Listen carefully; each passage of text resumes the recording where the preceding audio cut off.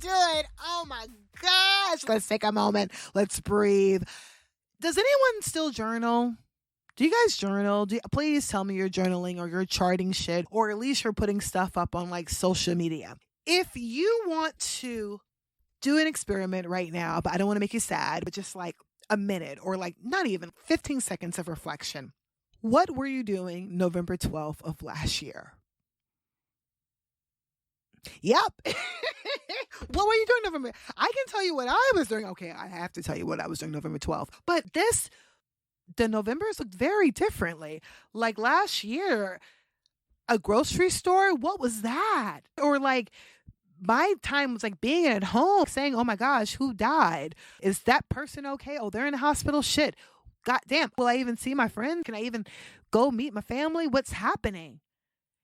And this year, like I had to take a moment when I found myself like at a store with people and some people had masks and they didn't. And I was just like, why am I so cold? And the weather's changing and it's so dark. This is like the darkest it's ever been and the coldest.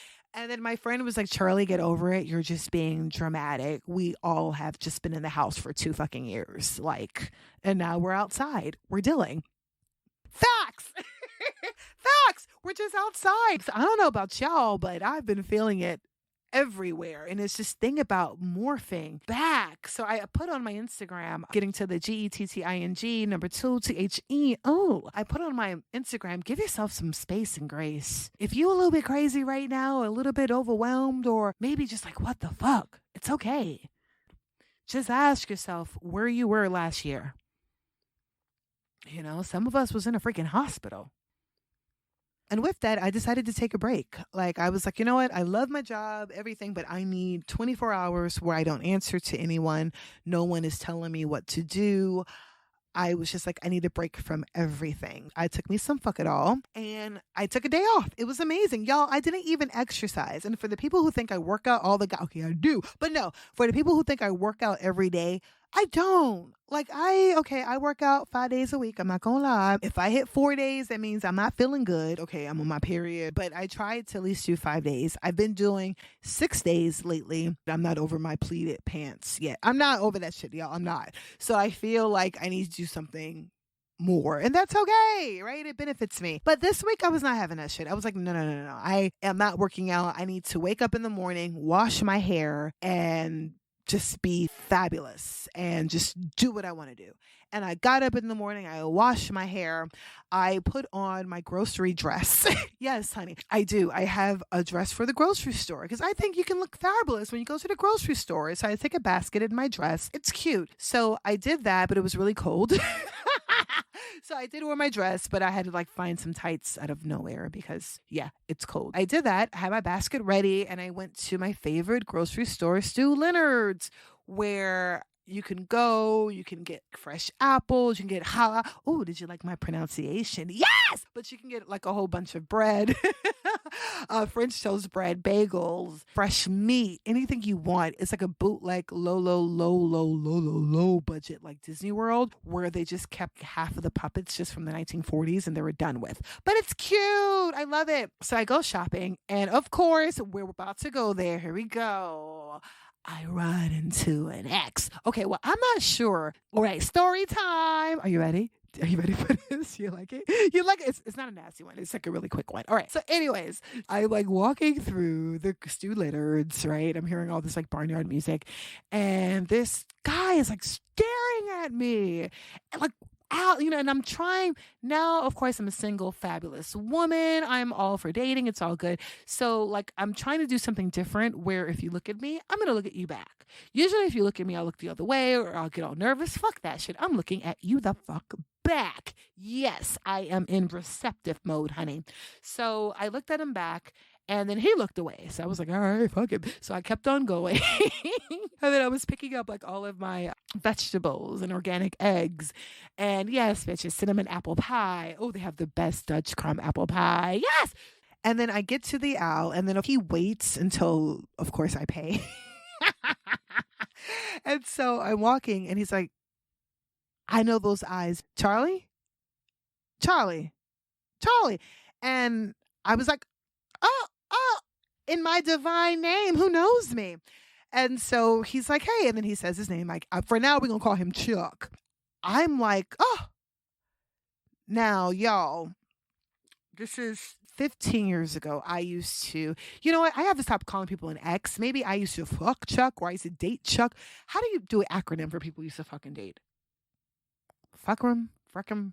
Well, I'm gonna make that up. So, so he was never like a boyfriend, but it was cute. Really small background thing about Chuck was, uh, when I was fresh new to New York, right? I was working like maybe I was singing background. I had two jobs, even worked on a Sunday, honey. My mom, she was coming up here to visit me. And I was so excited that I was going to treat my mom out to a restaurant somewhere. Chuck asked me, he was like, hey, where are you taking your mom? And I was like, oh, I'm taking her to Red Lobster. Chuck looked at me with a face of disgust and he was like, you live in New York City.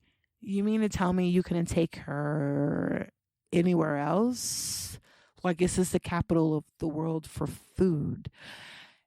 Mind you, y'all, I'm just coming out of fucking Florida. Like I said, I had like 3 jobs and I and this was before Beyonce made Red Lobster cool again, okay? Because y'all know y'all like them cheddar biscuits. But before everybody was like, yeah, fuck me good, take me to Red Lobster, you know, whatever. And you went there for like your wedding events and like parties. I don't know, coming from, that's what we did. So pre Beyonce, Chuck thought I was the most uncultured being in the whole wide world. Like he was like, ugh. And I felt like that's how he treated our relationship, where he was just never kind to me. Let's fast forward. Chuck recognizes me. And I was like, how are you? He was like, damn, girl, did you have COVID? You got skinny. Chuck is still an asshole, folks. Oh, fuck me. I mean, this is what narcissists do, right? They compliment you and they take that shit right back in a weird way. So I say, no, Chuck, COVID, no, not really. I think the gym and boxing likes me, but hey, all good. You know, you're looking happy.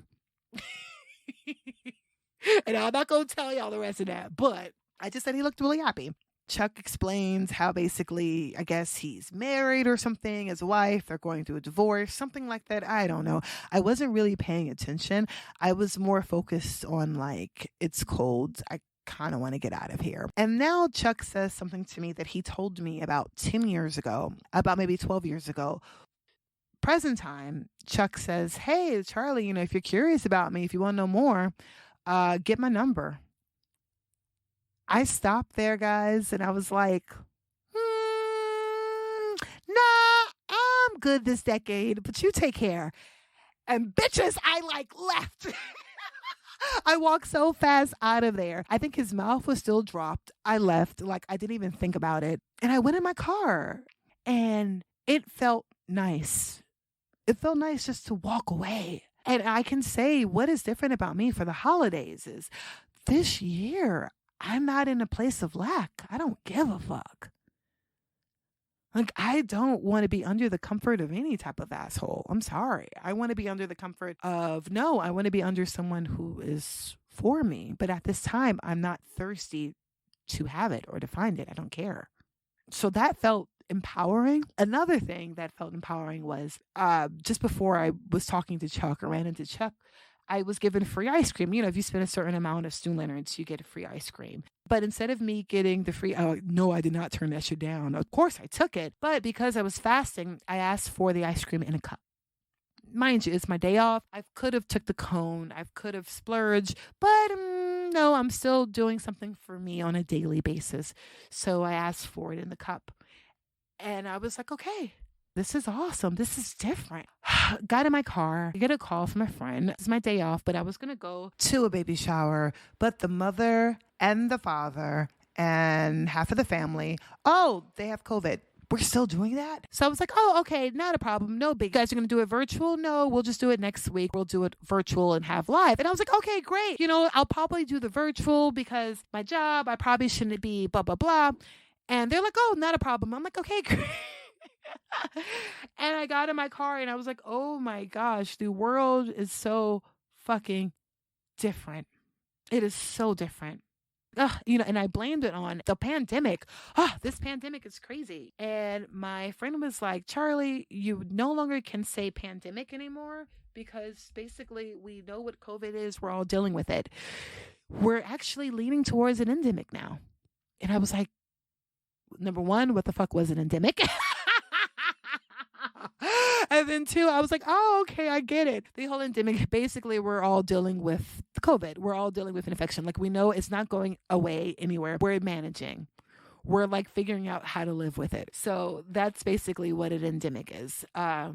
Disease in a population or a region that's settled. That's it. It's just happening. It's not going anywhere. It's staying. It's just a disease that's staying, and we're learning how to freaking manage. All of us are different. All of us. In these past 2 years, and I think that we got a lot of universal messages. One of the universal messages that I got during this whole entire time was health. Health. Got to the point where, I'm not going to lie, we were checking up on family members that were not the healthiest. Or that was like, so-and-so, they're on this and that. Oh, man, they're not going to make it. And then sometimes our family members did not make it. And it got to the point where if you were already sensitive to something, or if maybe you were diabetic, or if you already had something happening, see, I hate saying disease, if your immune system was not at top shape, or if you were already immunocompromised.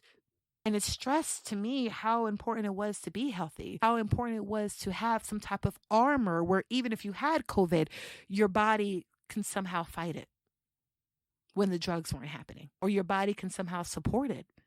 I know some of my friends who never really took their health seriously, and they got COVID, and they were in breathing machines and different things like that. And when they came out of it, they were like, oh shit, like total lifestyle change. So it just had me thinking, like, we can't go back to our old ways, our old choices that weren't working for us. Like, it's not gonna happen because we're heading into new normal. I'm sorry. The episode today is the endemic, new normal, different choices. Like, yeah, we're meeting people again and we're hanging out with people again, but it doesn't mean we have to do the same shit that got us in these weird predicaments for these past 2 years. Some of us thrived and we stayed afloat. What were some of those actions that got you there? Some of us, it was a wake-up call. I know for all of us that this was a 2-year pause. A 2-year pause. All of us was taken out of our normal. Everybody. Somehow, some way, I don't care if you were in Alaska, Papua New Guinea, you were taken, well, maybe Papua New Guinea, but you were taken, but you were taken out of your normal. You were. It would be a shame for us to go back to the bullshit, wouldn't it? Wouldn't it? It would be a shame for us to have those conversations we had 2 years ago about us getting to our goals, or things are too hard, or things are too complex. That would suck. So not today. Today I'm here to help, or add some ease, or just to give you guys some points. And mind you, whatever the hell I'm saying, whatever the hell I'm talking about, guys, I'm using this shit too. I am really looking into my journal, seeing what the hell I did for my past behaviors, putting in new tricks, new nuances to keep this stuff going, to keep it going. Transformation can happen, and it can happen so beautifully and divine, and we can get to where we need to be. We just got to put these steps in. New normal, different choices. So, for example, one thing that I've been getting into. So the first thing is lean in on the change. Like, for example, it's a night change right now. The chime has changed. It's darker. It's colder. We're all like, oh, I'm leaning into that. One, I know that, okay, 6 o'clock, 7 o'clock. At this time, I'm tired as shit. I don't want to work out. I don't. When I come home from work, I'm like, oh gosh, I just want to eat and relax. Because I know that, I have to lean in on that. That means, fine, I can enjoy the night because that's what it's bringing me, right? Or earlier time, 4 o'clock, 5 o'clock is bringing me the night. But that means I need to seize the morning. It gets brighter in the morning time. So what I did was, I usually get up at 6:30 in the morning where I work out, and I'm not late for work, but sometimes I can only do like a 30-minute, 45-minute workout. Not anymore, y'all. I have now got myself up at 5:30 in the fucking morning. Yes, somehow I'm doing it, y'all. I get up at 5:30 in the morning. meditate, play my music, whatever I need to do. But at least I'm able to work out for a full hour, do what I need to do just in case. And I do like working out twice a day. I like working out in the morning time and when I come home. But just in case if I miss that time, it's okay. I took care of it in the morning. I leaned in on the morning. Technically, I'm not missing anything because if I got up 6:30, and this is how my mind works, but it's okay. If I got up 6:30 before the time change, I'm still getting up 6:30. It just says 5:30. That's it. I'm still like, it's no big deal except for the hour change. Who gives a shit? Now, it does change in the evening. And I'm okay with that. I'm leaning into that. You just have to adjust what's happening in the morning time. That's been working for me to the point now when I come home, I'm tired, but I can do a 30-minute workout or a 20-minute workout, have dinner, and I'm not feeling horrible. I'm not feeling like I going against myself. And that's pretty good. So if you find yourself getting more tired, it's cold, I get it. Makes sense. It is. Lean into that. Now adjust. Honestly, y'all. Different choices. The choices that I would have done 2 years ago, y'all, I would have been like, oh, I'm tired. I'll just figure it out. Or I would have forced myself to work out at night. When you force yourself to do something, eventually you stop. So instead, I'm easing into it. I'm acknowledging it. Yeah, I'm tired. It's all good, but I'm easing into it. So I would definitely encourage you guys just to think about that. All right. My second thing is stop waiting for motivation. Stop waiting for a wedding or a boyfriend or a girlfriend or something to happen for you to fix your body or lose weight. Stop. Fuck that. Or, okay, I'm going to work out. Nah, you got to get up and go. How I do it on a daily basis, now that I have to get my ass up at 5:30 in the morning, I learned about the 3-second rule. 1, 2, 3, go. I count. 1, 2, 3, go. By the 3, I'm up. And I'm doing something. I apply this with anything, guys. It could be from working out. It could be from writing a project. I'm trying to finish this project I'm working on writing. And 1, 2, 3, go. I just go. Even if I say, hey, I'm only going to commit 5 minutes or 10 minutes, guess what? I end up committing about an hour or 2 hours. It's beautiful. It's this thing of getting up and go. Willpower, what's that? I'm not going to talk down to myself anymore. Like, Charlie, you got it. You need to do this. You know your fat self. Nah, that shit don't work either. No. So it's just this thing of just clicking. Yeah, clicking and go. So if you need some motivation, count the 3 and then go. Go. Another thing that works right now, just stay motivated, set up your environment. I have a drawer where I literally have one drawer is my tops for working out. Another drawer is my workout tights, my shorts. I even have a sports bra section where I can go pull out my sports bra and start working out. Where the minute I get up in the morning, I can put it on and go.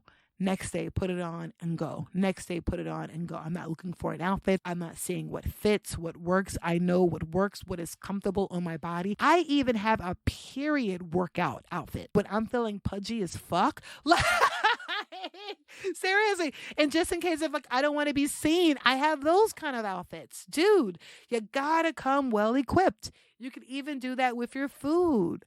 I am not a prep person. I am not. You will never see me. Oh my gosh, y'all, if I do that, I don't know. If y'all ever see me meal prep, miracles. But I set my refrigerator like I meal prep. What I mean by that, I buy a salad. I put everything in it. I prefer my salads with like cranberry, walnuts, different things in it. Either I buy the salad like that, or I get a salad and I just throw like literally cranberries, walnuts, everything, shake it. It's there for the whole week. It's the most raggedy, messy thing, but I could just take my beautiful hands, get a bunch of salad or take the little clutch thing if I have guests over and just put it in my bowl. And now I have a salad. And for those who know, I do not play when it comes down to my raw food. I always have something raw before I have any cooked meal. Anything. My apples are right in a beautiful jar. So the minute I'm like, oh, I'm hungry, pull out my apple. It's there.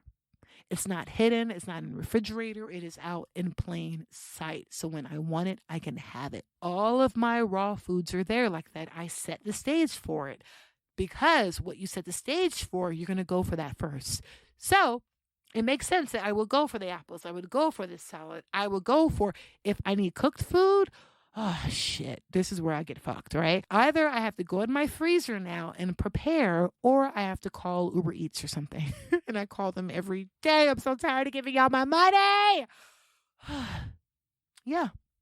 You have to set the stage for what you want. That is a trick of how I'm able to eat a raw diet, or I'm able to incorporate more veggies or more healthy stuff. If you know you need to eat more of raw foods or potatoes or whatever, set the stage. Put that in your fridge first. Make that the first thing you see. All right. And another one that I love, and this speaks to us who have anxiety, or we feel, or we're people pleasers. I get it. Like, you feel bad telling people no. It's like, no, I don't want to, you think about, like, I know that I used to spend hours on how I was going to tell someone no and not hurt their feelings. Or if I hurt their feelings and now I feel like I'm a wreck and I'm a horrible person and I'm feeling guilty for like a week and a half. Yeah, no more of that. One thing I've learned, and I saw this on Instagram, if someone comes to you and it could be anything, or maybe a decision that you're making within yourself, just ask yourself, is this part of my journey? Or is this part of my journey today? I love it, right? It's like, is this a part of your journey? It's easier to say no when things are not a part of your journey. Example, my family member, I love her, but I'm gonna have to call her today. I'm gonna have to be like, hey, I can't fly down in December. Sorry. I just moved into a fabulous home, brought a car, blah, blah, blah. Disney World, that's not a part of my journey right now. A part of my journey is getting an 850 credit score by January. Ooh, that sounds amazing. I know that's just going to happen. But going to Disney World, spending almost $1,500 and going to Florida for almost $400, that's not part of my journey right now. That's okay. It's okay to say no. For my single people, let me tell you, the exes, they're going to come around, baby. Oh, baby, they're going to say hi. They're already saying hi. And I looked at my Instagram and I have not responded. I have not I have exes like, oh, I want to see your new place. No. What is the effect of me bringing my ex over, him seeing my new place? Is that a part of my journey? No. How does that benefit my journey? Oh, it doesn't support my journey? No, then he can't come over. What's the point? And it's not about being selfish, guys. You know what? Fuck that. Yeah, it is about being selfish. You got to put yourself first. Because I realize that ex has done nothing for me. I have not got ahead with the ex. So why in the world would I put that person there in my journey? It doesn't make any sense. So I'm going to leave that for you guys. Does it support your journey? Does it benefit your journey? If it doesn't, start saying no. And another tip that I love, not everything is a big deal. When I used to sing, when we would try to hit the Mariah Carey notes, like all that screaming and stuff. Well, not screaming. And I had a wonderful vocal instructor that would say, hey, when you go for that note, Charlie, sing it lower. In your head, you're going to get that pitch. You're going to get everything. But don't prepare for it. Know it's going to happen. In your mind, just think it's lower and see what happens. Every time I would do that trick, I would hit that note perfectly. The most beautiful, mind you, years ago, but oh, child, years ago, the glory days, but no, but I would hit that note perfectly, effortlessly. It was gorgeous. Why? It's your mind. You have to take the big deal out of it. There is a quote that I tell myself all the time. You have power over your mind, not outside events. Realize this and you will find strength. Marcus Aurelius. It's not a big deal. It's all in your head. We have to realize it's all in our head. We're like, oh, my holidays, I don't want to gain weight. I don't want to eat this. If you're telling yourself you don't want to eat this, you're going to gain weight, you're going to gorge, and you're going to do it. If you're going to go to your family function and bring your own food, knowing damn well you don't want that rice cake and that salad, you want them greens and the mac and cheese, and if you hold yourself from it, you're going to be pissed off. Guess what happens? The next 2 days, you're going to binge. Oh, it's going to be awful. It's going to be awful. You held yourself from something, and the next 2 days, you're going to take it. It's not a big deal. Maybe this time, go into that Thanksgiving feast, going to that dinner, say, oh, this is going to be great food. I can have whatever I want. Go in with that mind state. Yeah. Right? You're like, Charlie, are you out of your mind? Do you know what I'll do? Have you ever told yourself that? You can have whatever you want. I know. I just told myself recently that this year and last year. And when I tell myself that, I don't gorge because I have this feeling that everything is abundant. I can get whatever I want. Then it's so funny. I go into the spot and then I really don't want shit. It always happens like that. Seriously, play a game with yourself. Go in and say, I can have whatever I want. It's fine. I'm not going to worry about gaining weight. It's great. I'm going to enjoy myself. And if you have that mind state, I guarantee you'll probably make healthier choices. To the point is you may find yourself reaching for salad and enjoyment. It's not a big deal. Working out, it's not a big deal. You may not do it correctly and right that first time. Who gives a damn? Keep going at it. It's not a big deal. You'll get it. You'll get it. And my last thing, man, and I swear to you, this keeps me going, y'all. I am not perfect. I am not a Jillian Michaels chick. I swear, sometimes it pisses me off when I look at, I love Jillian Michaels and all these healthy folks, but I be like, y'all don't look like me and y'all never look like me. And when I mean that, I mean someone who was physically over 250 pounds, someone who is over 300 pounds. And so when I look at all of these like workout gurus, I get it. You guys work out every day and no days off. But technically, if you look like that your whole life, and even when you were pudgy, that was like a beer belly going on. You're going to have 3 storage rooms happening. So sometimes, I take that shit with a grain of salt. I'm like, yo, I really look at people and I really look and listen to people who have been on transformational journeys. You know what that looks like. And everyone who I've known, who I've studied, who I've looked at, it's not about willpower. It's not about sticking to something because you can stick to your keto, baby. Baby, you can be so tight. You can lose all the weight you want in a year and a half. But the minute you stop, tell me what happens in year 3. So the folks who I felt that really, really do it for me. And what's doing for me right now is daily diligence. Daily diligence, y'all. What we do on a daily basis. And mind you, that diligence can be 5 minutes. It can be 5 minutes, but every day and intentional. You're intentional about your journey. Does this benefit my journey? What can I do to elevate? It could be 5 minutes. It could be 15 minutes. It can be 20 minutes. But guess what? You're adding to your own bank daily. That's what fucking counts. Daily diligence, something that you're doing daily. I can guarantee you, if you're doing something on a daily basis, you're not going to worry about gaining weight. You may not lose a lot of weight. That's me right now. No, but it's this thing where if you're doing something on a daily basis, you know you're getting to something, right? But you know you're not losing anything. You're gaining something. And you're just adding it up. You're adding it up no matter how. It's small one day, it's big one day. Right? And that's kind of cool. That's making a different choice. And instead of saying, oh, the next day I'm going to get it. On Monday I'm going to get it. No, every day I'm going to get it. Somehow I'm going to benefit me. I'm going to benefit this motherfucking journey. Every day. And that's all I got for you, y'all.